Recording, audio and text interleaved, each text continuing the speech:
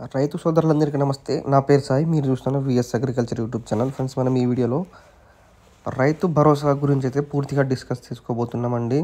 So ఈ Rythu Bharosa amount అనేది ఎప్పుడు పడుతున్నాయి, దీంట్లో ఉన్న కొత్త రూల్స్ ఏంటి, ఎవరెవరికి పడుతున్నాయి, ఎంత పడుతున్నాయి అనే పూర్తి ఇన్ఫర్మేషన్ ఈ వీడియోలో తెలుసుకుందాం.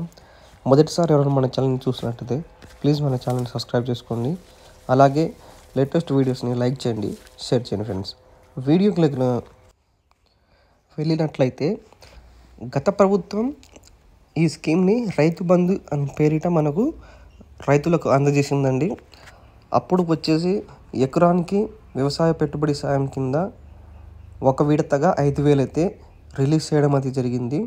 సో ఇప్పుడు వచ్చిన కొత్త ప్రభుత్వం వచ్చేసి ఆ నేమ్ని, ఆ స్కీమ్ని చేంజ్ చేసేసింది.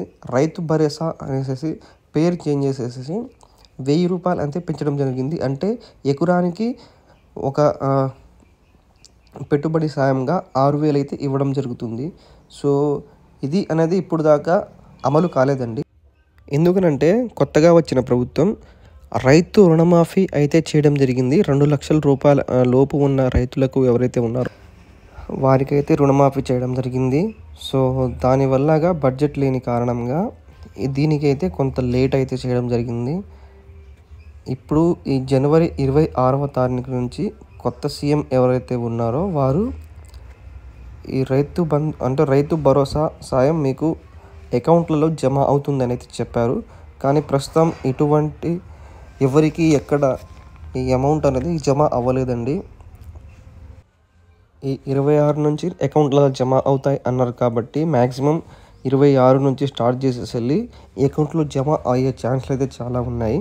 సో దీంట్లో వచ్చిన కొత్త రూల్స్ ఏంటంటే 8 ఎకరాలు ఎవరైతే కలిగి ఉన్నారో 8 ఎకరాల లోపు ఉన్న రైతులకు మాత్రమే ఈ రైతు భరోసా అనే స్కీమ్ అయితే అందజేయడం జరుగుతుంది. అదేవిధంగా గతంలో వారి భూములలో కనుక ఎవరైనా ఎటువంటి ఇల్లు కానీ లేకపోతే ఎటువంటి అయినా కమర్షియల్ బిల్డింగ్స్ కానీ అవి కట్టుకొని ఉంటే అది ఎంతైతే ఉందో దాన్ని అయితే ఆ స్కీమ్లోంచి, అంటే ఆ ఎకరం భూమిలోంచి అవి తొలగించేయడం అయితే జరుగుతుంది. అంటే అవి ఎంత జాగాలో ఉన్నాయో ఆ జాగా వరకు తీసేసి మిగతా రిమైనింగ్ భూమి ఎంత ఉందో వాటిని క్యాల్కులేట్ చేసే అవకాశం అయితే ఉంది.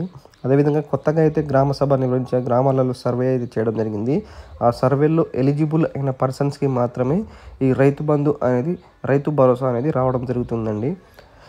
సో ఒక ఎకరానికి ఒక పెట్టుబడి సాయంగా మనకు 6,000 అయితే అందజేస్తున్నారు కొత్త ప్రభుత్వం. ఈ స్కీమ్ అనేది త్వరలో అమలు కానుంది.